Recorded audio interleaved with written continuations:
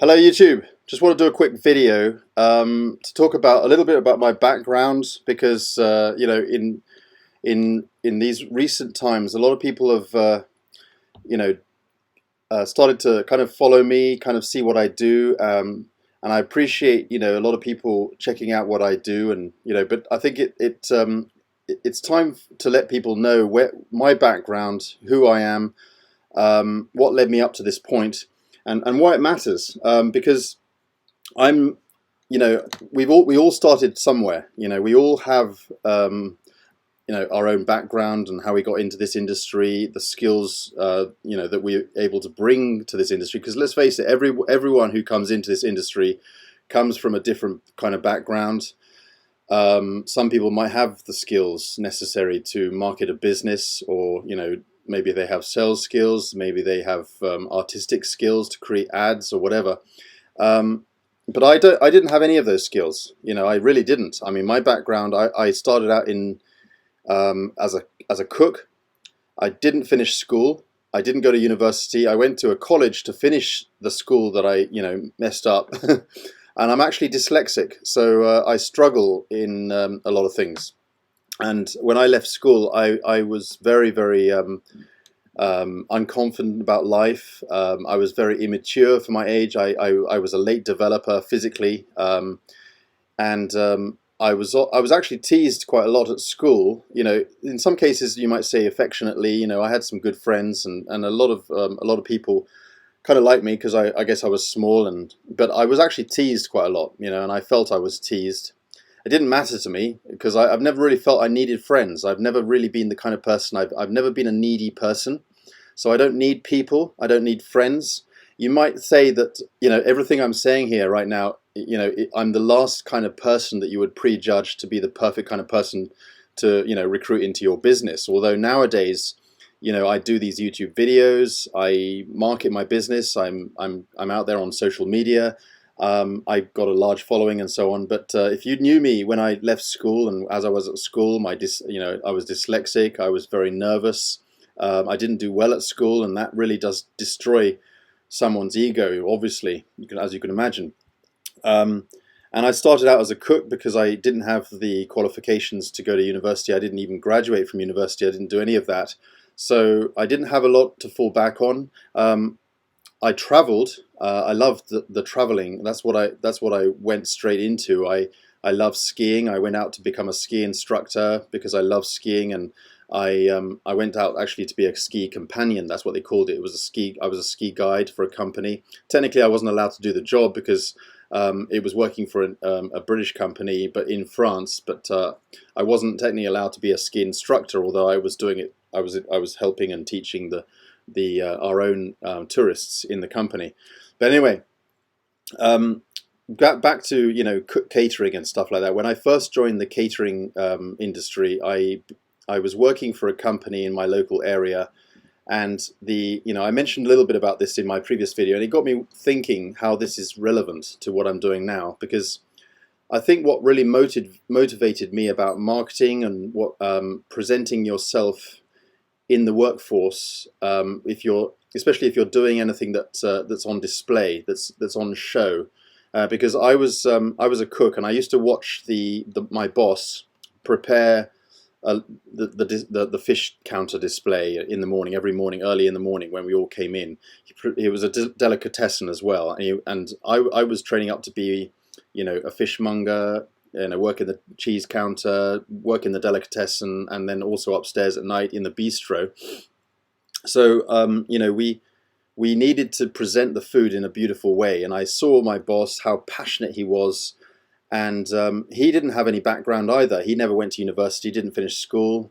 He doesn't manage any of the book side. That was his wife's job, but he doesn't do any of the accounting and that sort of thing. But he was brilliant. He was an absolute genius at presenting stuff, and he said it was all self-taught. He just loves to be able to present something and have something to look good in the front of the window on the high street, and the customers would come past and admire what he's doing, and he would learn some good tips and tricks, and he was always looking to see some good stuff on how to present your product. And I was amazed. I was passionate. I became his passion rubbed off on me, and I love to see how he does stuff. And I was always like that. I was always looking at what other people were doing. I did highly respect other people's industries. I did highly respect other people's skills.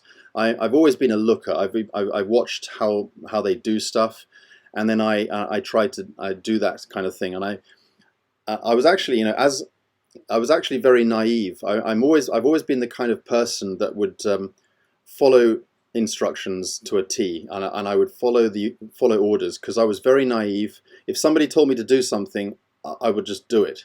I wouldn't argue. I wouldn't. With most people, there's a side to your brain where you question. You're told to do something, but then you kind of reject it and you think that's not going to make sense. It doesn't make sense. I'm going to do it this way. So your brain is always arguing. I don't know. It might be a left brain, right brain thing or whatever. But the point is, I was completely, what do they call it, bright brain, I think. I mean, I was very just artistic, and I didn't argue. My left brain, I think that's what they say, your left brain tends to be your kind of mathematical, kind of analytical side. And I'm not analytical. That's why I struggle with compensation plans. I don't even bother trying to explain how a compensation plan works, or how some people come into my inbox and ask me for detailed questions. I say, look, for heaven's sake, look at the video. I barely even understand it myself. That's why I struggle with some companies where they have a very complicated compensation plan.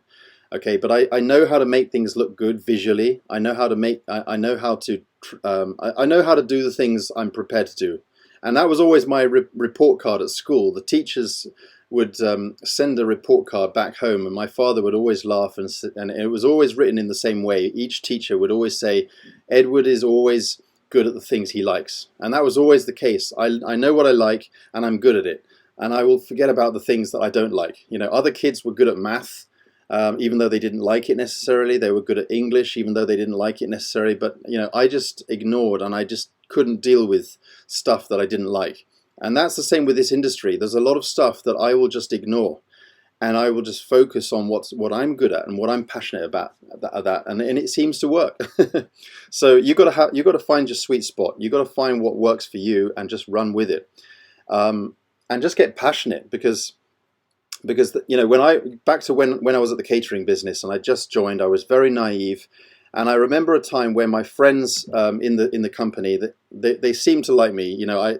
I don't know, I was a kind of a likable sort of person, probably because I was just stupid and nice, and I was very naive. And I remember one of them said, "Edward, could you just stand over there and go and ask the boss for a long wait?" Okay, that's what he said. And I went to ask the boss, and I said, "William," that's his name. His name was William. And I said, "William, can you give me a long wait?" Because that's what the other big chef, the experienced chef, wanted. And he had asked me for that. So I went ahead and asked the boss for a long wait. So he said, "Okay, Edward, you stand there, and I'll sort you out with a long wait." So I waited, and I stood there, and I must have waited for over 10, 15 minutes, and I wondered what the boss was doing, and he was sort of walking past, he was doing stuff, and he didn't look like he was very busy, and I suddenly thought to myself, and I looked at the guys in the other kitchen, they were sort of looking at me and laughing, and I suddenly realized when they said long wait, they meant it literally.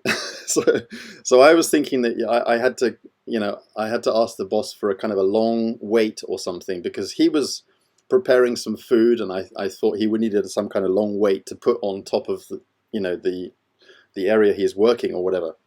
So I was the kind of guy that would just believe everything. Everything you tell me to do, I will do it. I will dot the I and cross the T because I'm naive. I won't question it. I don't have that left brain to analyze or argue with anything, guys. That's why this works for me, because you tell me, if I don't even need a sponsor. Okay, to me, a sponsor is, it's nice if you have a sponsor that you can reach out. Sure, there's going to be questions, but I don't need, as I said, I'm not a needy guy. I don't need stuff. I don't need people. I don't need a sponsor, and I don't necessarily need the best compensation plan, because I don't necessarily think that exists. I just need what I can work with, what I can deal with, and I can run with that. And I'm good and passionate about the things I like, because that's always been about me. I'm good at the things I like, and I will just forget about the things that just don't agree with me. And that's what I think is very important. If there's anything that you can take away from this video, just go with the kind of person you are. If you're an analytical kind of person, shoot towards that way, that direction. I can help you with the other stuff. You don't need to do what I do. You don't need to copy what I do, because I do that for you. And that's why I brand the stuff that I do, so that people can use my stuff. I'm very passionate about making pages, making things look good. All right, I always was. When I was a cook, people used to nickname me as I got further up and I got more experience as a cook. My nickname was I was a cowboy chef, and I wouldn't say necessarily that if that's a positive thing or a negative thing. I don't care, because people kind of affectionately kind of criticized me, but in an affectionate way, and they called me a cowboy chef. And I know what they mean. I don't know if it's a standard word for this, but they said that basically what it meant was, and I hope I'm not criticizing any Americans who have a background as a cowboy or whatever, but anyway, in England there was kind of a nickname going around saying that Ed was, or I was a cowboy chef, and that meant that I was good at looking at kind of hacks, about making, because this is in the catering industry. This was preparing food for the customer, making the displays look gorgeous, and I was good at making things look good on a plate. Okay, I was good at hacking a nice design. I was good at doing that. I was very passionate, and somehow, people noticed that I'd obviously seen stuff on TV. I'd obviously seen stuff or that the top chef did, or our head chef performed, and then all of a sudden the next day, you see me, Edward, suddenly puts the stuff on the plate and piles it up in the middle and drizzles the sauce around the side and creates some kind of gorgeous display or whatever. And I was good at doing that. I was good at seeing what someone was able to do, and I was able to kind of duplicate that without any kind of skill or qualification. So that's why people call me a cowboy chef, because I was good at hacking stuff. I was good at seeing what someone else did, and I could figure out how he did that, and so I tried to do that myself. And or I might have changed the way he did it, because I don't think I could have. I don't have the skills and the amazing, qualifications that person does. But I would have done it like this, and it seems to be a lot easier, and I could almost duplicate or replicate the exact same thing. That's why when you see my ads, I don't even know if they're particularly good. Some of my designs and some of my ads that I've created, and some of the way I'm able to present nice pages, I'm able to design pages, I don't even know if they're particularly good or not, but I've seen people do stuff, and I've taught myself. Okay, I don't know a whole lot about coding. I'm not really a programmer or anything like that, but I've seen people do stuff, and I've managed to make it work somehow, like in a kind of a hack. So, guys, you gotta blag your way through life. You can't just think that just because you haven't got the skills or the abilities or whatever, it doesn't matter. It's got nothing to do with your age. It's got nothing to do with your background. It's got nothing to do with if you went to university or not. It doesn't have anything to do with if you're technical or not. People ask me to do a lot of stuff because they think that I'm technical. I don't see myself as particularly technical, but I just have a passion for the things I like. It boils back to the fact that, teachers always said, Edward is always good at the things he likes. And I forget about all the rest of the stuff. All right. You just got to go through life. Just say to yourself, and excuse my French here, guys, what the fuck, just say to yourself, I don't give a crap about a lot of stuff. Just go through life. Don't get stressed out. Run in the direction you want to run in, that seems to be passionate for you, seems to be the way that you like to go. Work with a product that you like, work with a system that you like. You don't have to duplicate or copy what some others do, because if you can channel their skills to like with me, guys, I'm able to create these nice pages. I'm able to create the share codes and the pages and the marketing system and stuff. That means you don't really necessarily have to have those skills, but you need to apply your skills elsewhere, so that you can do it. You've got to be hungry to learn. I've always been hungry to learn. That's why I can do a lot of stuff. But you've got to take little gold nuggets. You've got to take little bits and make it your own. Okay, you can't copy what other people do, but you can take your own and brand it for yourself. But don't copy what other people do, but just enhance your own kind of hacks. And I don't know if you've been able to take anything good out of this, but I just want people to know that I am not an expert in anything, and I've struggled myself. It's been a big struggle in this industry. It's been a big struggle in life. It's been a big struggle with my dyslexia. And I ended up in Japan, in a country where most people don't even speak my language. I've learned the language myself now because it's a wonderful country.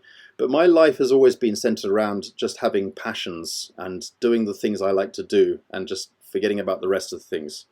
That's why I think it's really worked for me in this, because I just go through life not worrying too much or not stressing out about too many things, and I just want to make things work, because I think it's all based on the passion more than anything. That's where the motivation comes. If you're struggling and you're getting stressed out, you've got to find a new passion, because the passion is the energy. And when you got the passion, you will find you don't need to stress out, because that passion is your whole energy. Okay, and the struggle will not apply. It'll not even exist. The passion will completely overcome that struggle. Okay, it's all positive. I just get up in the morning, I'm excited, and I'm thinking, what can I do to help my team? What can I do to to enhance my income producing activities? What can I do to get closer and closer to my goals? Because I've always got my goals up in front of me on my wall, and then my personal goals. This is my personal direction, and I always want to think to myself, what can I do today, right now, that can get me closer to my goals? And be passionate. Go for it. Don't think you have to do this, this, and this. Don't get overwhelmed with trying to do absolutely everything. You can't. I just spend 2 or 3 hours a day, and some of you won't be able to even do that. I only do that because I love what I do. Otherwise, I wouldn't. Okay, I only do stuff because I love it. Otherwise, I wouldn't do it. It's as simple as that. Okay, so if you've got an hour a day, make sure you use that hour productively. If you've only got half an hour a day, make sure you use that half an hour productively. Anything you've got, you use productively, and you be passionate. Okay. Thanks for watching, guys. Hope you like this video. I just want you guys to know that I'm nothing special, and if you feel that you're nothing special as well, congratulations and welcome to the club, because we're going to make this. We're going to make it in this industry. We're absolutely going to make success, and I'm 100% behind you every step of the way. Okay, this is not a marketing video. This is just I just appreciate you guys are part of my channel, and I want to work with a lot of great people. Okay, and again, I don't need to work with everybody. I get a lot of people coming into my inbox who just don't understand what it is about me and how we can work together. Sometimes it's just not going to work. It doesn't matter, okay? But keep going, guys. I'm always behind as many people as I possibly can, but I can't help everybody, okay? It's like, what's it, Jim Rohn, is it? Jim Rohn. He says, oh God, what is it? I always have it in the back of my head, but he says, like, you can't, you can help 1,000 people, but you can't carry 3 on your back. Or what is it? Whatever it is, yeah. But basically what he's saying, and I've read that phrase so many times. I love Jim Rohn, and my marketing systems can help a lot of people. My a Facebook group, with a lot of people in there can be helped and supported. But I can't carry 3 people on my back. It's just impossible. That's why I put these systems out there. That's why I put videos up onto YouTube. That's why I try to be active in as many Facebook groups as I can. To be honest, guys, if you're connected with me YouTube, you're going to learn more about me and what I do than you are in any of my groups. I just love YouTube. And again, it all boils back to the fact that I'm not one just for moving around from company to company.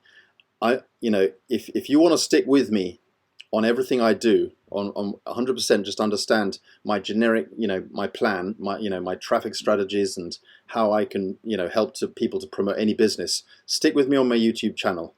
Okay. Now I can't always guarantee I can 100% be 100% active in the different groups I'm moderating, but I just love the surf to cash formula. I love the viral PDF brander system that you've recently seen me do. That was a narrow, scaled down version of the surf to cash formula, but I love those 2 little packages there. I love working with those generic systems, because I know that people just love that jump start in this industry. They love that an opportunity to be able to get started with generating traffic in a very affordable way that 100% works.